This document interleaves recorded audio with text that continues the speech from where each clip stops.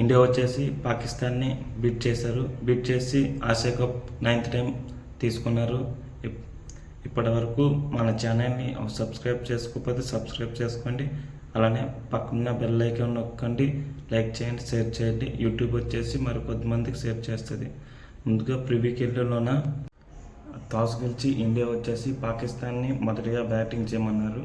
మెయిన్గా వచ్చేసి ఇండియా టీంలో Hardik Pandya last match injury కారణంగా బౌలింగ్ వేయలేదు. ఆ ఇంజరీ రికవర్ అవ్వకపోవడం వల్ల ఈరోజు హార్దిక్ పాండ్యా ఆడలేదు. అతని ప్లేస్లో రింకు సింగ్ వచ్చాడు. అలానే జస్ప్రీత్ బుమ్రా, శివం దుబే ఎప్పుడులాగా స్క్వాడ్లో యాడ్ అయ్యారు.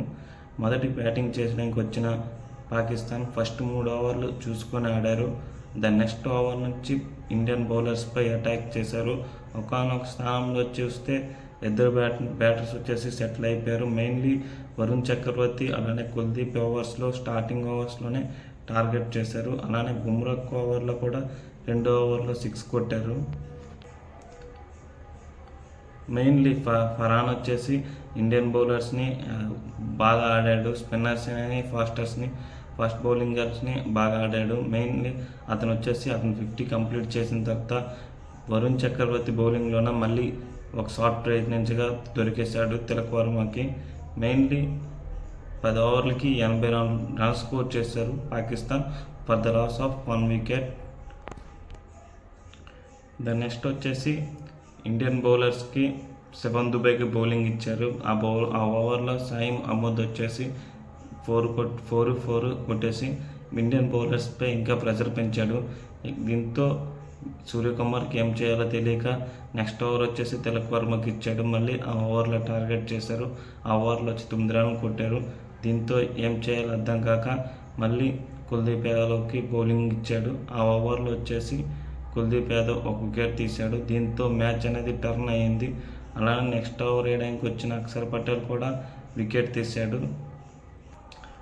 హరీష్ వికెట్ తీశాడు. దీంతో ఈ మ్యాచ్ వచ్చేసి కొద్దిగా ఇండియా వైపు తిరిగింది. అలానే నెక్స్ట్ ఓవర్ వచ్చేసి మళ్ళీ కుల్దీప్ యాదవ్ వేసాడు 17వ ఓవర్లోన. ఈ ఓవర్లో వచ్చేసి మొత్తం మ్యాచ్ అనేది టర్న్ అయిపోయింది ఇండియా వైపు. మెయిన్లీ ఈ ఓవర్లో 3 వికెట్లు తీశాడు కుల్దీప్ యాదవ్. దీంతో మ్యాచ్ వచ్చేసి పాకిస్తాన్ కోల్పోయారు. ఒకనొక టైంలో కుల్దీప్ యాదవ్ వచ్చేసి outside the off stump వేస్తుంటాడు ఫకర్ జమాన్కి.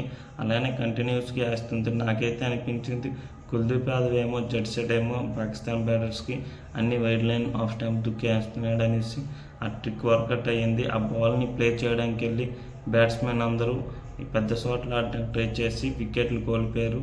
దీంతో వచ్చేసి పాకిస్తాన్. అలానే మన బుమ్రా వచ్చేసి తన ఓవర్లో హరీష్ రాఫ్ని క్లీన్ బౌల్ చేశాడు. ఆ మూమెంట్ అయితే నాకు చాలా నచ్చింది. చాలా ఇండియన్ ఫ్యాన్స్ కూడా నచ్చి ఉంటుంది ఆ మూమెంట్. దీంతో పాకిస్తాన్ స్కోర్ వచ్చేసి 142 పరుగులతో ఆల్అవుట్ అయ్యారు. మెయిన్లీ మందుకు కుల్దీప్ యాదవ్ వచ్చేసి 4 వికెట్లు తీసుకున్నాడు. అలాగే వరుణ్ చక్రవర్తి 2 వికెట్లు, బుమ్రా 2 వికెట్లు తీసుకున్నాడు.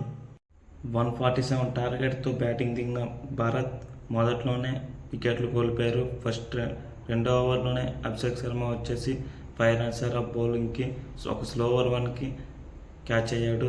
దీంతో ఇండియా వచ్చేటి మొదటి వికెట్ కోల్పోయింది. నెక్స్ట్ వచ్చేసి సూర్యకుమార్ కూడా సేమ్ ఫాల్ట్ షాట్ ఆడాడు.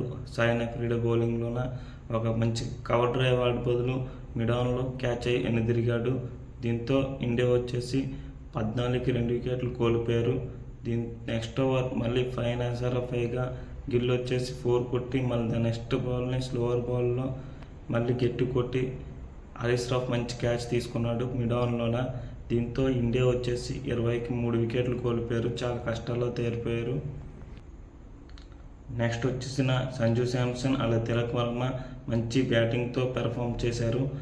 బాల్ టు బాల్ సింగిల్ మంచి లూజ్ బౌలర్కి బౌండరీస్ కొడుతూ ఇండియా ఒక స్కోర్ని పెంచారు. వీళ్ళిద్దరి మధ్యన 50 రన్ల పార్ట్నర్షిప్ వచ్చింది. సంజు శాంసన్కి ఒక లైఫ్ వచ్చింది. అయినా ఈ మ్యాచ్లో బాగా కొడతాడు అనుకున్నాం కానీ విఫలమయ్యాడు. 25 రన్లు కొట్టి వెనుదిరిగాడు. దీంతో టీమిండియా స్కోర్ వచ్చి 77 దగ్గర 4 వికెట్లు కోల్పోయారు.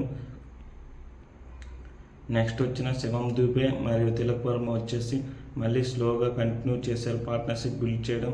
దీంతో ఇండియా స్కోర్ వచ్చేసి మెల్లమెల్లగా స్కోర్ దాటుకుంటూ పోయారు. లాస్ట్కి వచ్చేసి 3 ఓవర్లకు 30 రన్లు చేయగా మెయిన్గా హరీష్ రావు బౌలింగ్ని మన ఇండియన్ బ్యాటర్స్ ఉతికి ఆరేశారు. ఒక ఓవర్లో అయితే 17 పరుగులు చేశారు. అలానే లాస్ట్ ఓవర్కి 10 కావాలంటే తిలక్ వర్మ ఒక 6 కొట్టాడు. అలానే దీంతో ఇండియా వచ్చేసి ఈ మ్యాచ్ని విన్ అయ్యారు. మెయిన్లీ ఫైజాన్ అషరఫ్ వచ్చేసి ఈ మ్యాచ్లో మంచి బౌలింగ్ చేశాడు. అలానే సాయిన్ అఫ్రిడి కూడా మంచి బౌలింగ్ చేశారు. దీంతో టీమిండియా ఓడిపోతే అనే మ్యాచ్లోన తిలక్ వర్మ మంచి బ్యాటింగ్ పెర్ఫార్మెన్స్తో ఇండియాని గెలిపించాడు. మెయిన్లీ తిలక్ వర్మకి ఒక రన్అట్ ఛాన్స్ కూడా మిస్ చేశారు పాకిస్తాన్. చాలా సింపుల్ది, కేపర్ ఒక పొరపాటు వల్ల మిస్ అయింది. లేకపోతే ఈ మ్యాచ్ ఇంకా సీరియస్గా జరుగును. లాస్ట్ ఓవర్కి 10 పరుగులు అనగా హరీష్ రావు బౌలింగ్కి తిలక్ వర్మ ఒక 6 కొట్టాడు. అలానే ఇంకా 2 పరుగునప్పుడు సింగల్ చేసి అవతల పక్కన రింకు సింగ్ ఒక 4 కొట్టేసి దీంతో ఇండియా వచ్చేసి పాకిస్తాన్పై విజయం కంటిన్యూ చేశారు. ఈ సిరీస్లో వచ్చేసి పాకిస్తాన్ని 3 సార్లు బీట్ చేశారు. అలానే ఈ సిరీస్లో ఇండియా వచ్చేసి అన్బీటెన్ టీం. ఇప్పటివరకు ఆసియా కప్లో ఈ సిరీస్లో ఓడిపోలేదు. దీంతో ఆసియా కప్ 9th టైం గెలుచుకున్నారు.